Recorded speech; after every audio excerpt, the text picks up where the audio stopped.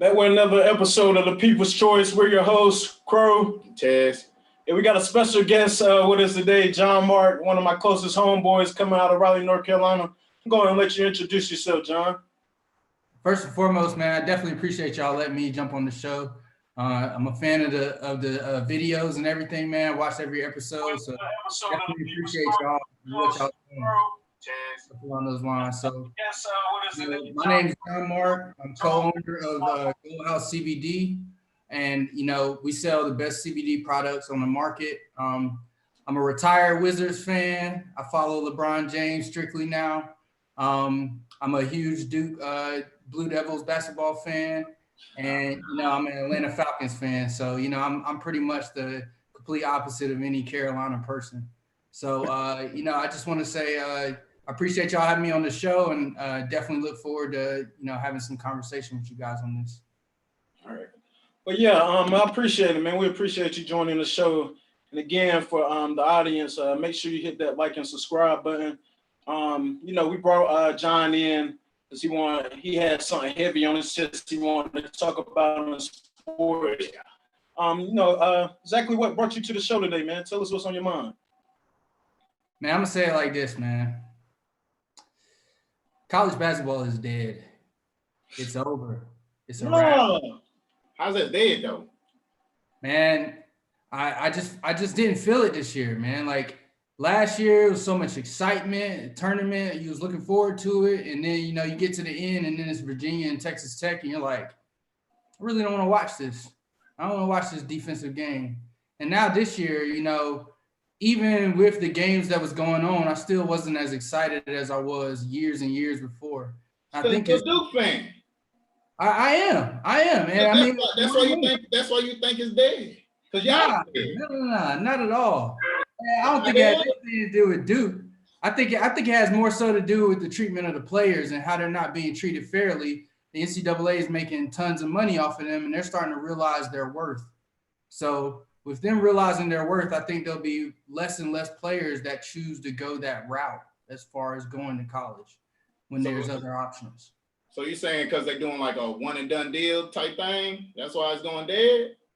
Nah, it's not the one and done deal. It's the fact that the players are realizing that the free year or whatever they are going to school for is not paying off in the long run, because the schools are making millions and billions of dollars off of these players' names, and they see absolutely nothing of it, even unless they make it to the NBA. And how many of them actually make it to the NBA that jump on the court every night?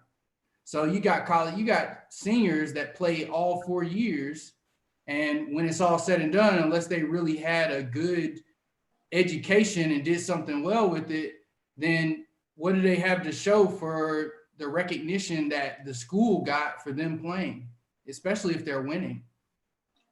So it's conflicting to me. Man, I look at it like this. You a Duke fan, you a North Carolina fan. Both y'all teams trash, bro. Like y'all in the ACC for the past couple of years. Now I know both of y'all gonna agree with me. ACC is one of the toughest conferences, maybe the hardest. Yeah, right. You look at y'all now, y'all trash. The big what's the strongest conference this year? Big Ten. I want to say it's about the Big Ten. No, it's still the ACC. Nah, it's still the ACC. I want to say it's the Big Ten, buddy. It's still the ACC. Yeah, it's the Big Ten. Louisville, Duke, Carolina, who was trash this year. Virginia. You got Syracuse, who wasn't doing nothing. I would say this year the ACC was up and down. The ACC was up and down. Usually like it's never been. Like, the top teams, you kind of like Duke kind of, slid under the radar. UNC, I mean, Duke was still good, but, they wasn't like dominant as usually. You had Louisville. Who else was at the top? Not North Carolina. Louisville and somebody else. I think it won't Duke. I think it was Louisville. Florida State, yeah. Yeah, Florida State up there. They like I looked they like 16-4 in y'all conference. Yeah. Y'all like 6-14. Man, I don't think that's the reason why he's saying college basketball dead. I kind of agree with him. Like, if you're thinking about it, it wasn't exciting as last year. Like when you got somebody like Ja Morant, Zion Williamson, RJ Barrett, people was excited to see those games. It wasn't no dominant person like you could this year. You wasn't looking at a person this year like, oh, I could see him as a future superstar in the league. Let me interject right there, because there was one person that was worth watching this year, and he only played 3 games for Memphis. Yeah, and James what Wiseman. did NCAA do to him? They tried to penalize him for his ACC or his AAU coach moving him to Memphis, who wasn't associated with Memphis he wasn't the Memphis coach at the time, but he was considered a booster. So because of that, the NCAA tried to punish James Wiseman. What did he do? He didn't take his suspension. He said, I'm not coming back. And he's still projected to be like top 5. And he only played 3 games. I just feel like y'all taking away from the sophomores all the way up to the seniors. It still goes back to this is the one and done era.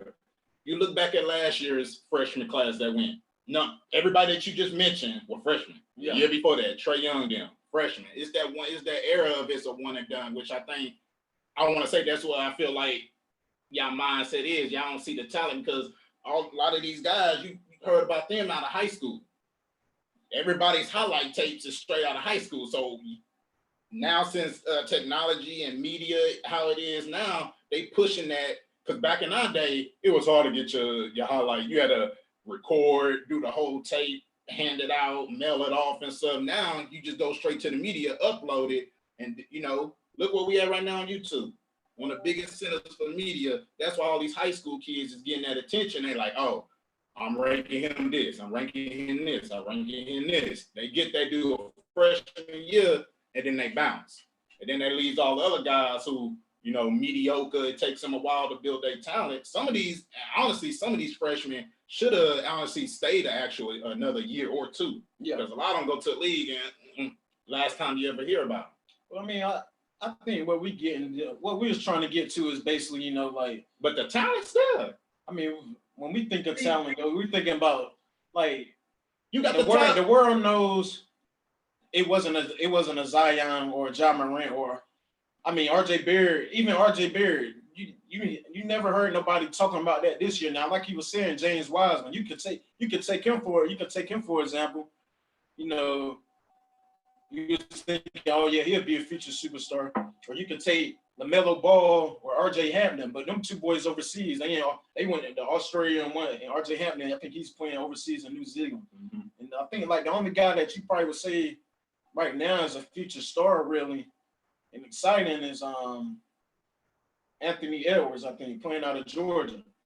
And Cole Anthony, but Obi Toppin is Top. That's how you say his last name, Toppin. Yeah, but he's nice. He excited.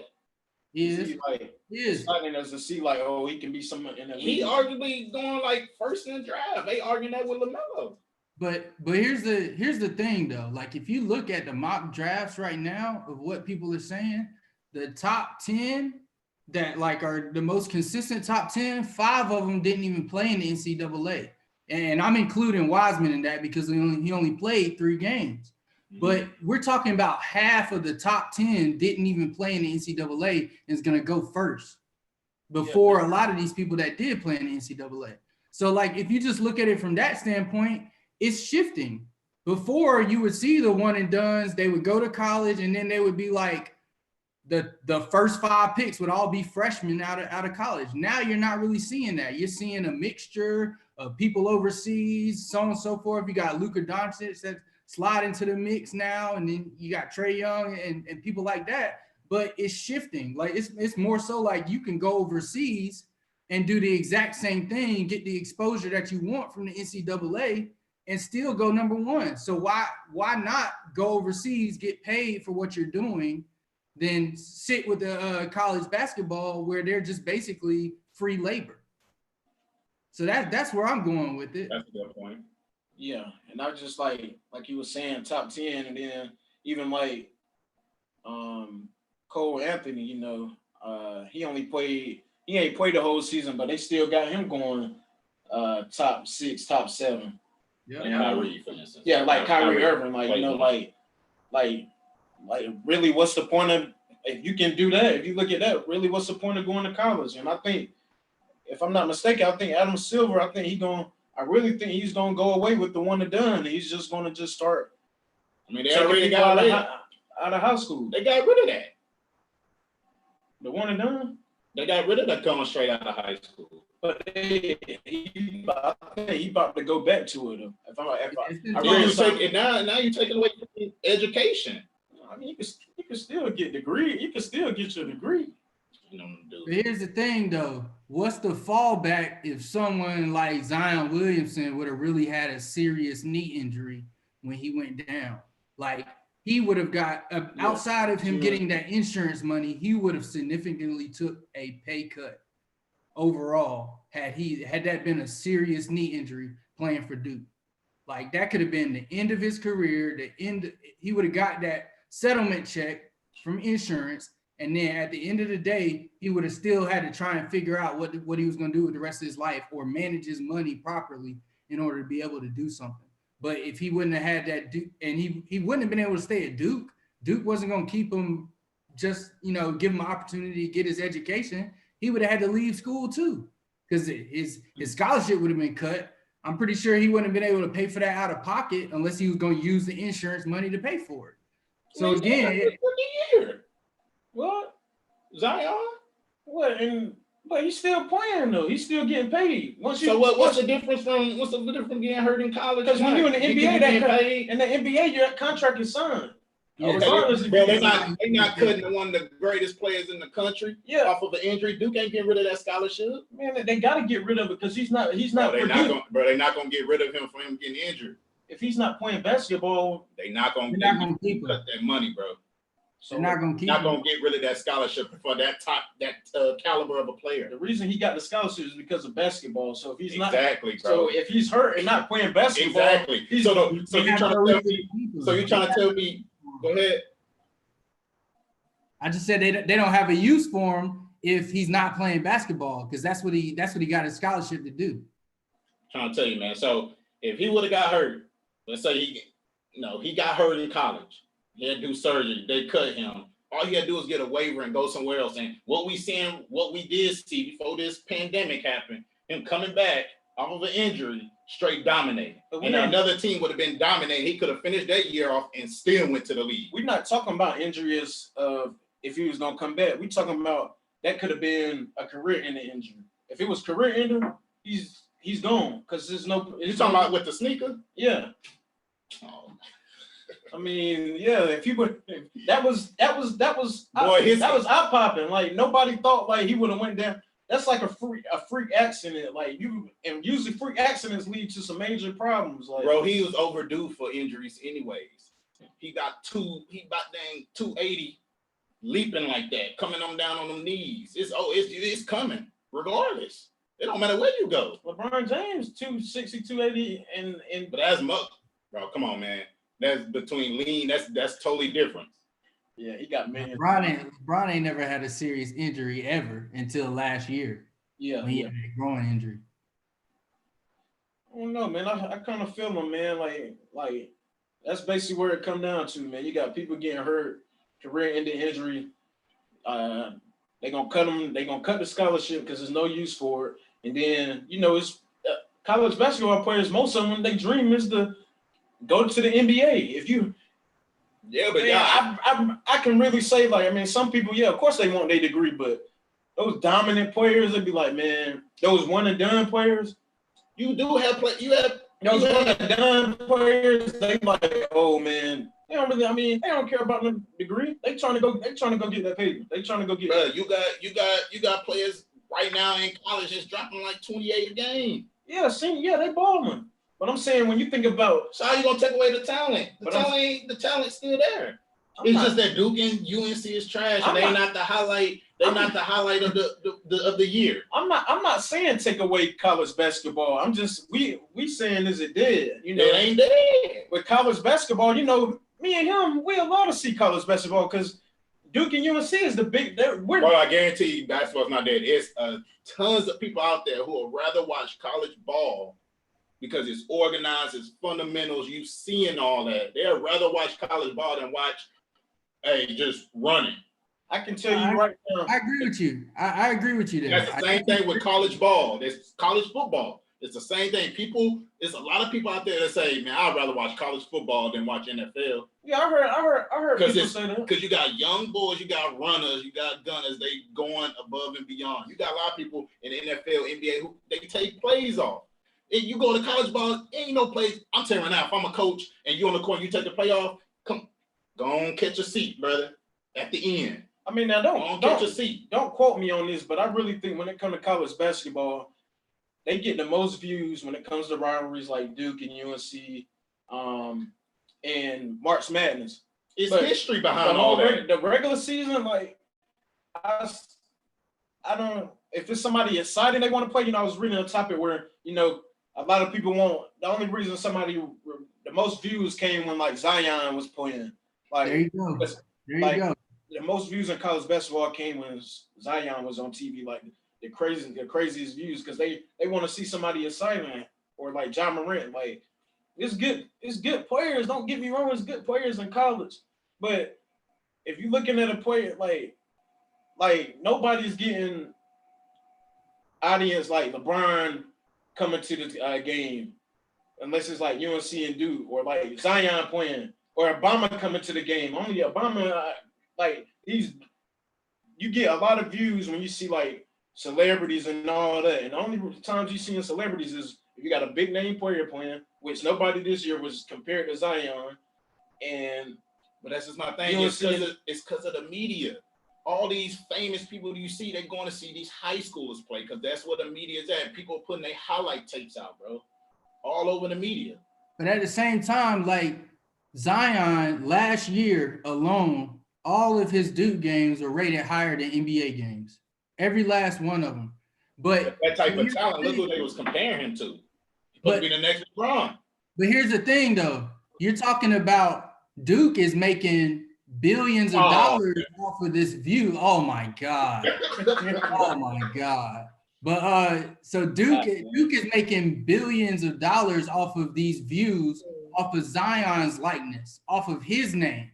But Zion doesn't see any of that. He don't get to see any of that until he goes to the league, until he goes to the NBA. So yes, as a fan, I would love for the NCAA to continue to see these players.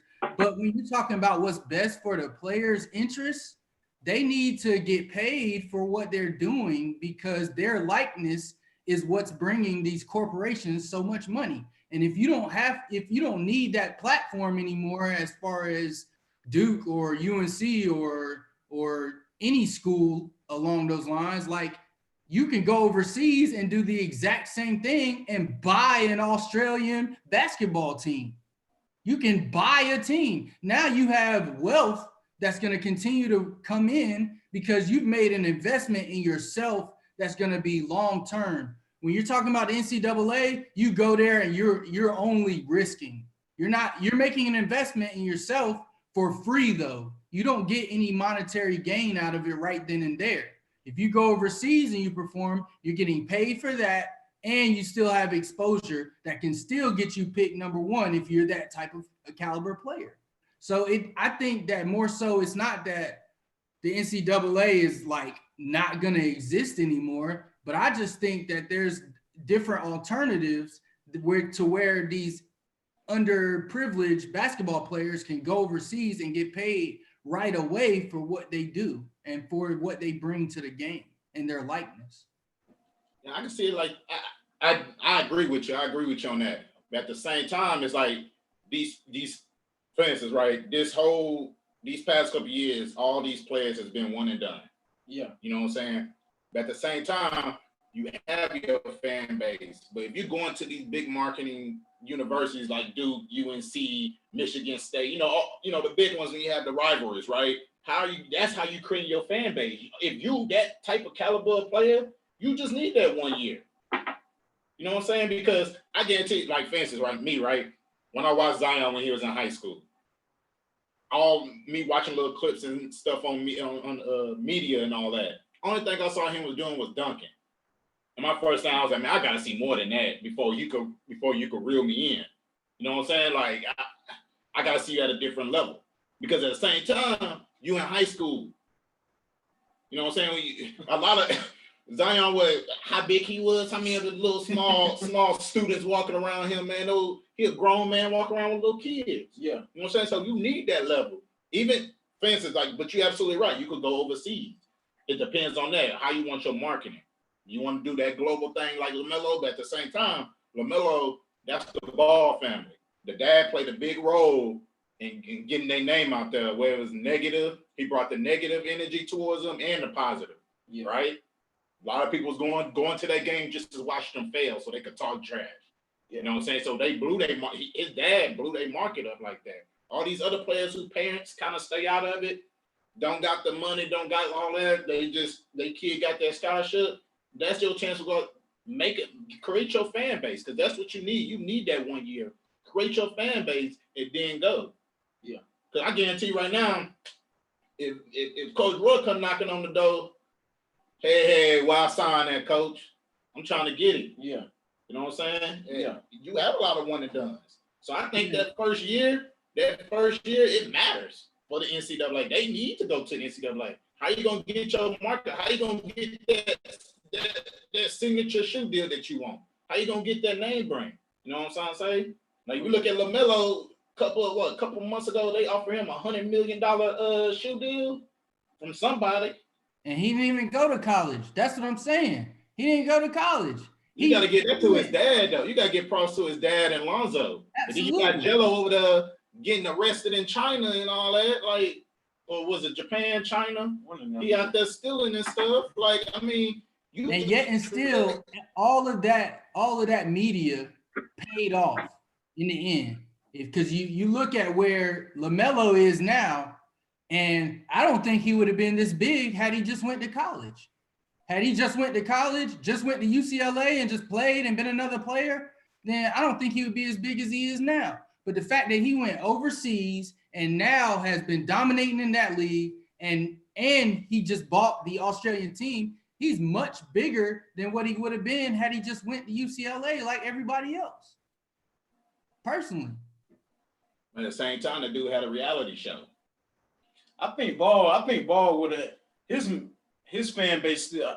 I mean, it wouldn't been as more crazy, but coming from the Balls, I mean, he would have stood out as still wanted the college going to UCLA. He still would have stood out, but I just feel like I think the biggest thing that hit me is when Zion went down with the injury, and then you got people thinking like, I'm not getting paid. This career ending. If I get hurt with a contract overseas, I'm gonna still get that contract money. I'm gonna still be getting paid. I just feel like, like you were saying, beneficial for the player. It's beneficial for the players, like, to go straight overseas. But again, like, I wouldn't want to see it die, because college basketball, that's too much history, man. It's too much history for that to die. But that is me. I mean, you look at it this year, and then you got to think, you got the NCAA tournament, the bracket play. You know what I'm saying? Yeah, when it comes to filling out them brackets, like that's exciting. Like, to see go heads up jobs, little cliques do they little March Madness brackets, like bragging rights, like I don't want to see it die. I agree with you. I'm 100% there. I don't want to see it die, but that's me talking from a fan standpoint. Yeah. When I'm thinking about like what's best for the kids that are out there giving it on the court, maybe there's a different alternative, and maybe that's what Adam Silver is working on with the G League. Is maybe they don't even go to college. They go directly to the NBA G League and start signing those two-way contracts. Mm-hmm. That's what I think would be beneficial, because then they still get that recognition of the NBA. I ain't watching nobody in G League. You say that now. You should have. Yeah, they set that up and get rid of it. People start going to G League, but I ain't going to watch nobody in G League. If you big enough to do a one and done and then step on the court with my boy James Harden, I mean, that's your fault. That's your fault. Don't y'all do no one-on-one ISO because that's exactly what you're gonna get. Come off that pick. This is who I want, and I'm gonna embarrass you. Yeah, you know what I'm saying. But talent-wise, for NCAA, I think it's still there.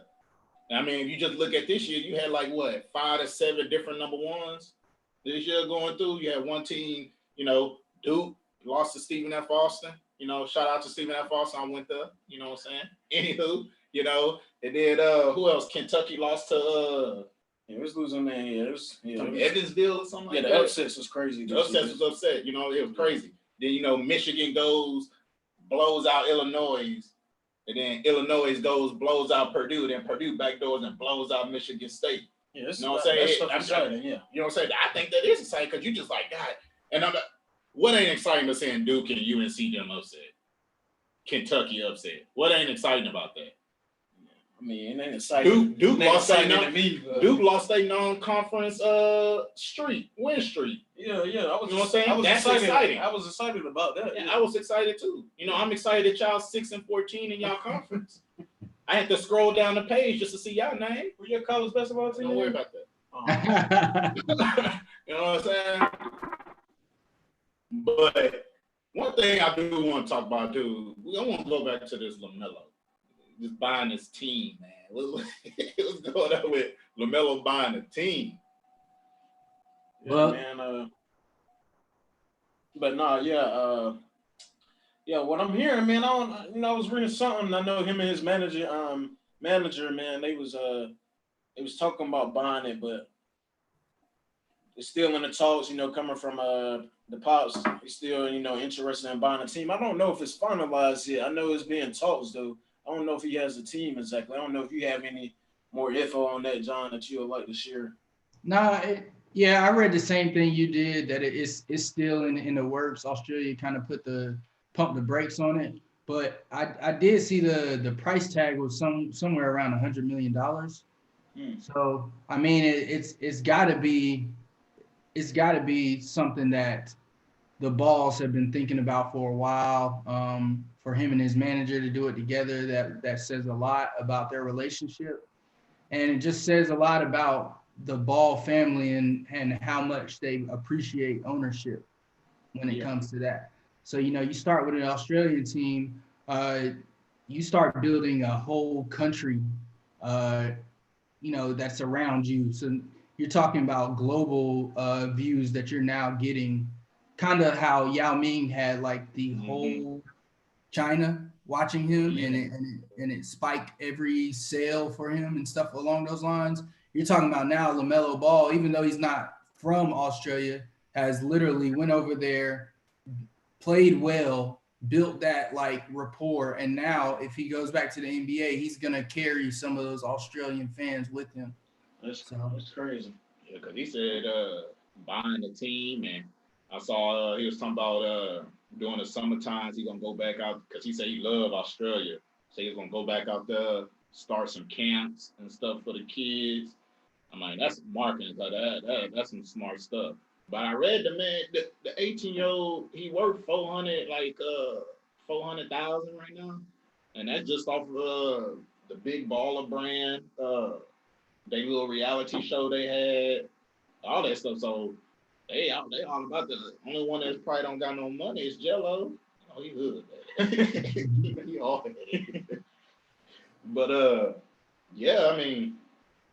And I read it, I was trying to figure out where the money was coming from, honestly, because I was like, how he buy that team? Because I gotta try to figure something out. Australia team, I gotta figure something out. The 18 buying the whole team? Yeah, they jumped on it because the team was having financial issues during the league, during the time. So it was like perfect time to try to step in there and be like, yeah, man, let me go and try to throw some negotiations in there to get a team. Like, that's crazy, man. That's crazy. Because what he played before Australia, Lithuania, how you say that country name? Lithuania, I think. Yeah, something like that. Like, he was only making like $500 a month just playing out there. And they said it could have been for free. I read about that, so I was like, I need to put my glasses on because I'm about to calculate where this money coming from. Because I got to figure something out to get a team, man. But who y'all think y'all top pick gonna be?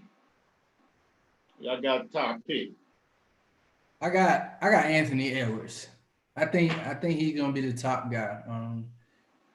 Things he did at Georgia, some of the games that I saw, man, I mean, it's really, I don't see a weakness in his game. Like, he's got size, he's got basketball IQ, he's got the basketball ability, lo and behold. So it's like, I just think that whoever has that number one pick you can't miss with Anthony Edwards.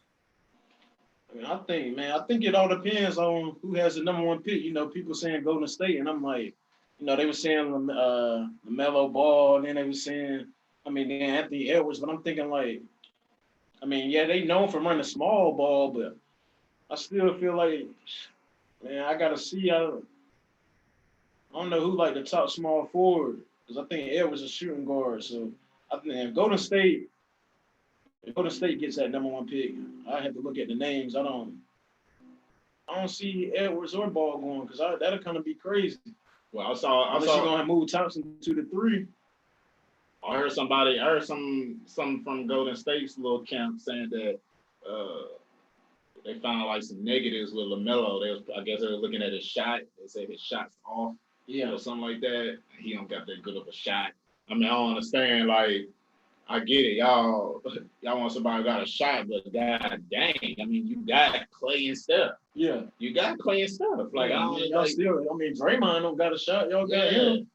You know, backpack Draymond. I mean, I don't get it. Like, I think it's LaMelo. Think it's gonna be LaMelo? Yeah, man, you went over there to a different league, bro. You went professional overseas, went professional, and you dominated. Like the youngest person over there with a triple-double. Yeah. Like, you should tow that league up, man. I mean, Steve Kerr's smart, so if they do get him, they'll probably know where to move him. Or I think it actually be good, because I definitely move Clay to the 3 and move Steph back to shooting guard. I was thinking though, like, with Steph and Clay coming back, and you got Draymond in the 4, like, Wiseman would be a plug and play. Actually, Wiseman might be the best move for them, because again, they lacking a big man right now. If you look at it from that aspect of things, and not to mention, we're forgetting about Andrew Wiggins. He's there. Andrew Wiggins is with Golden State right now, so it wouldn't make sense for them to slide everybody down. Maybe if Golden State gets it, I could see them trading that pick and trading back. But y'all talking about big and stuff. What about Luka Garza from Iowa? He supposed to be I don't see him going number 1. I don't see him going over Wiseman. Yeah, like I was thinking, I was gonna say something about the trade, man. You know, I'm seeing something. You know, people keep talking about, Giannis got a chance to go with him in free agency, and I mean, they're gonna need more than just a top pick to get him. But it's free agency, so I don't know. They might end up making a trade. So, but we'll see. Hopefully the NBA starts, man. Hopefully we have an NBA season. Hopefully it's a draft. So, yeah, man. We'll have to see what happens. Yeah. But that does it for this episode again, John. You know, we appreciate you coming on. Love to have you again. And best of luck with everything going on out here. Best of luck with your business, Gold House CBD. And thanks again. And world, again, hit that like and subscribe button, and we'll see y'all later. Hey man, give me one of them mugs. Oh yeah, I forgot about the mugs, man. We just got one of them. Give me one of them mugs. I need one of those. I appreciate y'all though. All right, appreciate it, man. Take care, man. You too, man. Appreciate it. All right.